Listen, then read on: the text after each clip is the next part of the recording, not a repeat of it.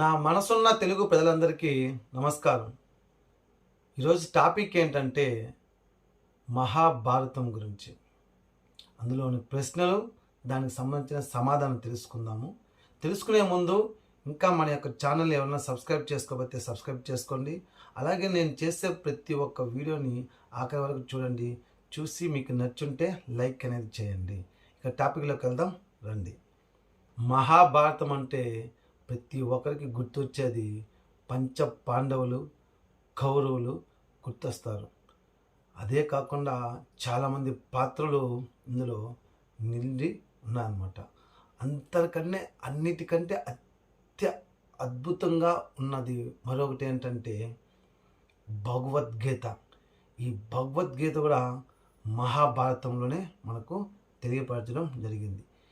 ఎవరు తెలియపరిచారంటే శ్రీకృష్ణుడు అర్జునుడికి తెలియపరిచాడు. అర్జునుడికి ఎందుకు తెలియపరచవచ్చిందంటే కురుక్షేత్ర యుద్ధంలో అర్జునుడు చుట్టూ ఉన్న బంధువులను, దాయాదులను, అన్నదమ్ములను, కొడుకులను వాళ్ళందరిని చూసి కృష్ణ పరమాత్మనికి నేను యొక్క యుద్ధం చేయలేను, నా చుట్టూ అంతా నా రక్త సంబంధికులు ఉన్నారు, కావున నాకు ఇలాంటి యుద్ధం నాకు వద్దు అనేసి విరమించుకుంటా ఉంటే ఆ సందర్భంలో శ్రీకృష్ణుడు తన యొక్క భగవద్గీతని నువ్వెవర్రా చేయడానికి, మొత్తం చేపిస్తున్నది నేను, నీకు దానికి సంబంధమే లేదు, కావున నువ్వు యుద్ధం చేయాలి అనేసి దానికి తెలియపరచడమే భగవద్గీత. భగవద్గీతలోనే మనిషి యొక్క జన్మ అంటే పుట్టినప్పటి నుంచి మరణించేంత వరకు ప్రతి ఒక్కటి అందులో నిండి ఉంటుంది. మనిషి ఎలా బ్రతకాలి, ఎలా జీవించాలి, ఎలా ఇతరులకి సహాయపడాలనేది ప్రతి ఒక్కటి క్లుప్తంగా ఉంటుంది. ఆ రోజు నుంచి మనము భగవద్గీతని ఒక దైవంగా భావిస్తాము. ఇదే ప్రపంచం మొత్తానికి బాటగా నిలబడింది. ఈరోజు ప్రపంచం మొత్తము ఆచరిస్తున్నది భగవద్గీతని. అందరూ ఇంకొకటి మా గ్రంథం అంటారంటే అంత పచ్చి అబద్ధాలు. ప్రతి ఒక్కరూ భగవద్గీతలో ఉన్నదే కాపీ కొట్టి కొద్దిగా అటు ఇటు మార్చి రాసేదే తప్ప మిగతా ఎవరైనా సరే వాళ్ళు సొంతంగా రాసుకున్న కథలే తప్ప భగవద్గీత భగవంతుడు చెప్పింది. మిగతా గ్రంథాలంతా మనుషులు రాసింది.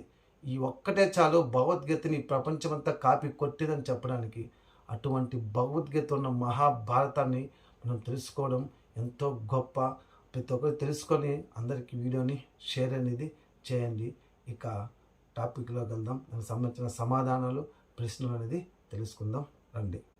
మహాభారతం మొదటి ప్రశ్న, సంస్కృతంలో మహాభారతాన్ని రచించిన కవి ఎవరు? వ్యాస మహర్షి. రెండో ప్రశ్న, మహాభారతమునకు గల ఇతర పేర్లేమి? మహాభారతమునకు జయ, పంచమ వేదములను పేర్లు కూడా ఉన్నాయి.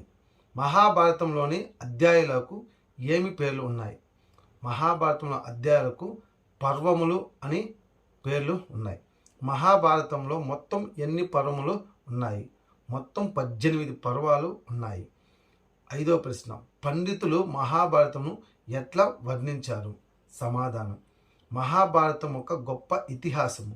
దీనిలో మానవులు, దేవతలు మొదలైన వారు నాయకులుగా చేసిన రసవత్తర కార్యములు వర్ణింపబడినవి.